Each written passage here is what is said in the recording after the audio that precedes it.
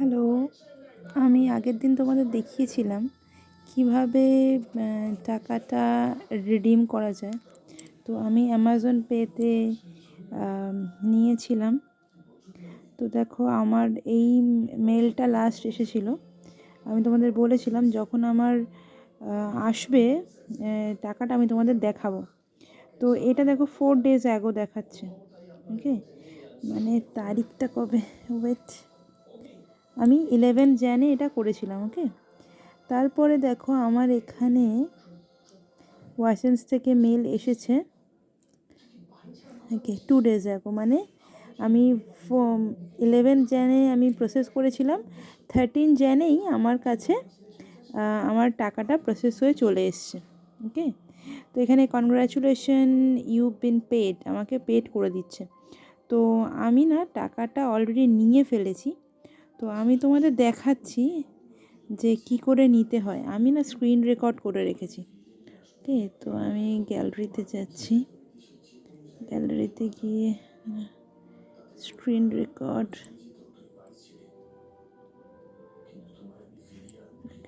Screen record দেখো, আমি মেলটা খুললাম।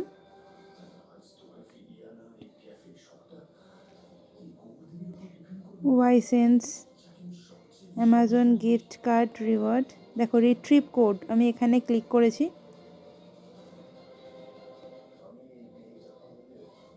ক্লিক করার পরে এখানে আমাকে পাসওয়ার্ড দিতে বলছে। তোমরা যে পাসওয়ার্ড দিয়ে লগ ইন করেছো সেই পাসওয়ার্ডটা দেবে। আমার যেহেতু পাসওয়ার্ড সেভ করা থাকে তো অটোমেটিক নিয়ে নিলে। ওকে, দেখো এই যে XMCA এটা হচ্ছে কোড।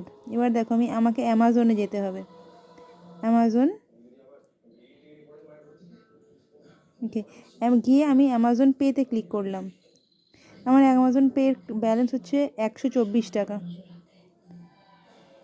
দেখো এবারে অ্যাড গিফট কার্ড অপশান দেখতে পাচ্ছ, গ্রিন কালারের প্লাস বাটনটা প্রেস করলাম।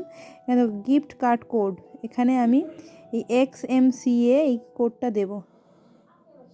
XMCA স্ল্যাশ, এবার ওদিকে যাব, গিয়ে এই কোডটা পুরো লিখে, এখানে কপি পেস্ট করা যায় না, তো কোডটা লিখে লিখে দিতে হবে।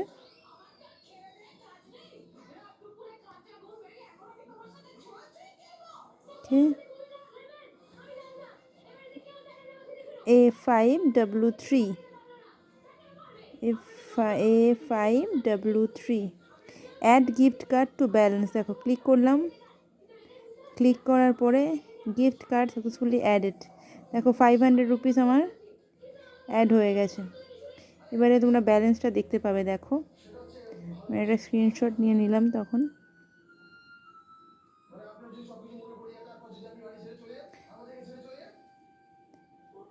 নেটটা তখন একটু স্লো ছিল, সেজন্যে ঘুরছিল, আর ব্যালেন্সটাও ঠিকভাবে শো করছিল না।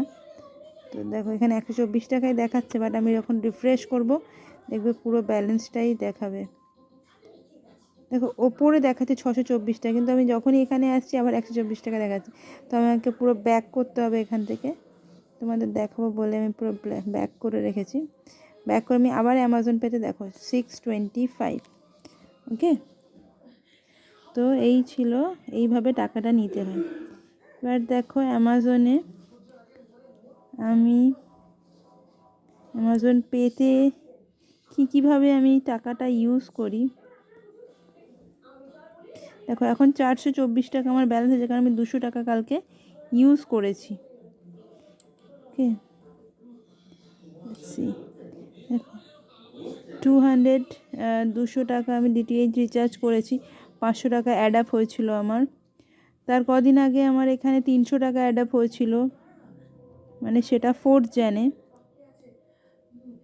ওকে,